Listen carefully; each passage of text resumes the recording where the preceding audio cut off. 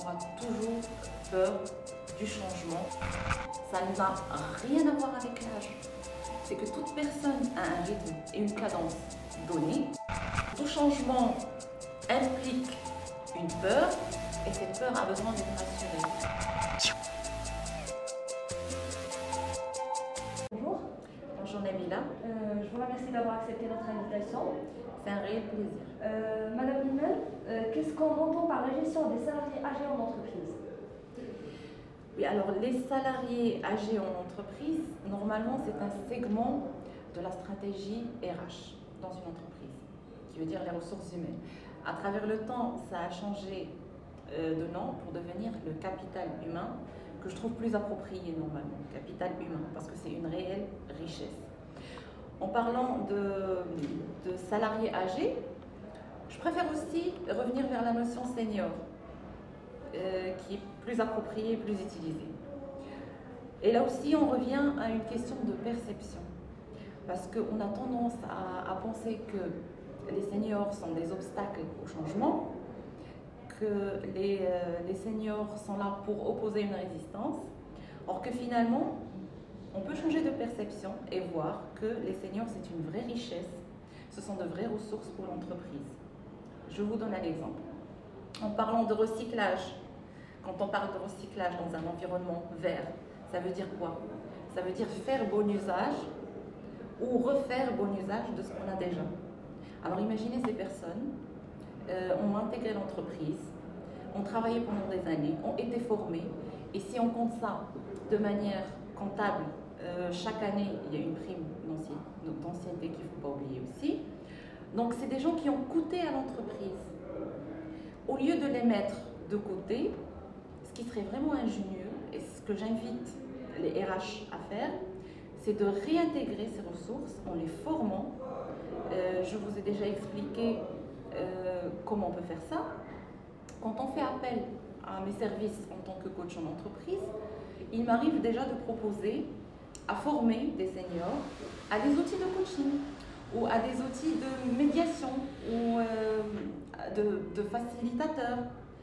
Ce qui permet à l'entreprise de faire profiter ces personnes-là, de les faire profiter d'un savoir-faire et de pouvoir les réintégrer à un moindre coût.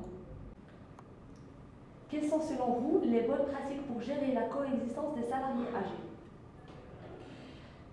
Alors dans un premier temps, coexister avec un senior, je préfère toujours le terme senior, peut très bien se passer par rapport au staff ou à l'équipe, c'est en l'intégrant comme étant une source intarissable d'informations. Parce que ce qu'on apprend à l'école, ce qu'on apprend en étant fraîchement diplômé, ça ne pourra jamais remplacer la richesse de l'expérience de la personne qui était là sur le terrain. Ça, c'est un fait. Et donc, si au contraire, on est dans un échange qui est fructifiant pour l'un et pour l'autre, ça ne peut que très bien aller. Aussi, pour les jeunes, ça serait utile de changer toujours de perception. C'est ça, c'est se dire que cette personne-là, elle n'est pas là pour me bloquer, elle est là pour m'apporter un peu plus de par son expérience, de par son savoir-faire, des choses que moi, je ne connais pas sur les valeurs de l'entreprise, sur son historique. Par la formation, les RH peuvent bien intégrer les seniors. Et ça, c'est un appel aux personnes qui s'occupent soit de la formation, soit des RH en général. Donc, pensez à former les seniors en premier lieu. Pensez à leur apporter les outils qui vont leur permettre d'évoluer, parce qu'une personne qui n'évolue pas aura toujours peur du changement, de tout ce qui est nouveau, de tout ce qui vient d'arriver. Pour la première question, j'ai un collaborateur âgé, réticent à tout changement et en plus il n'adhère pas à mon rythme de travail, chose qui m'énerve beaucoup dans ma vie professionnelle. Comment pourrais-je gérer cela? Très intéressant. Alors, ça dépend monsieur ou madame. Ce que j'ai envie de dire, c'est que vous l'avez dit vous-même, il n'adhère pas à mon rythme de travail. Donc, cette personne n'adhère pas à votre rythme de travail. ça n'a rien à voir avec l'âge. C'est que toute personne a un rythme et une cadence donnée, et votre rythme est différent de tous les autres. Je comprends parfaitement que cela puisse vous énerver parce qu'on a l'impression de prendre du retard par rapport à beaucoup de choses.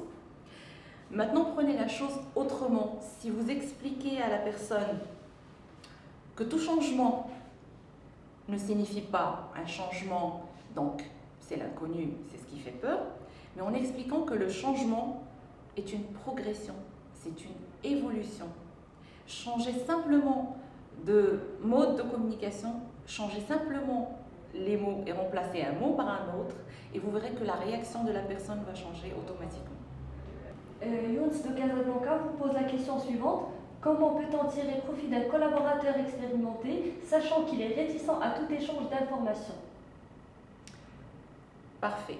Donc Younes voulait savoir comment est-ce qu'on peut tirer profit d'un collaborateur expérimenté. Là, je dis chapeau, bravo, parce qu'il a conscience que là, derrière, il y a des ressources énormes et qu'il y a quelque chose à en tirer. D'un autre côté, la deuxième partie de sa question, c'est, ou alors on va dire sa plainte, c'est que la personne est réticente à tout échange d'informations. J'ai envie de dire que c'est normal, parce qu'on a dit que tout changement implique une peur, et cette peur a besoin d'être rassurée. Maintenant, chaque personne est différente de l'autre. Il faut savoir trouver les mots qui rassurent cette personne, qui la mettent en confiance. Il faut commencer par être dans le partage soi-même, des petits gestes qui signifient que monsieur ou madame, je ne vous veux aucun mal, je suis là pour travailler et collaborer avec vous, je ne suis pas là pour vous prendre quoi que ce soit contre votre gré. Et on est là pour partager des choses et on va évoluer ensemble, en grandissant ensemble. Fatem Zahra de Casablanca aussi vous pose la question suivante. J'occupe un poste d'assistante commerciale depuis 10 ans. Et dernièrement, nous avons recruté une jeune fille qui a commencé à me piquer mes prérogatives. Mon responsable s'intéresse de plus en plus à son travail et il est devenu plus valorisé que moi dans l'entreprise. Comment pourrais-je gérer cette situation? D'accord. Alors, pour Fatem Zahra, il y a plusieurs facettes du problème. D'abord, son ressenti par rapport au problème. Elle se sent moins valorisée par rapport à la nouvelle recrue. Moi, ce que j'ai envie de dire, c'est qu'il se peut que ce soit juste sa façon de ressentir les choses, que ce ne soit pas vrai à 100%.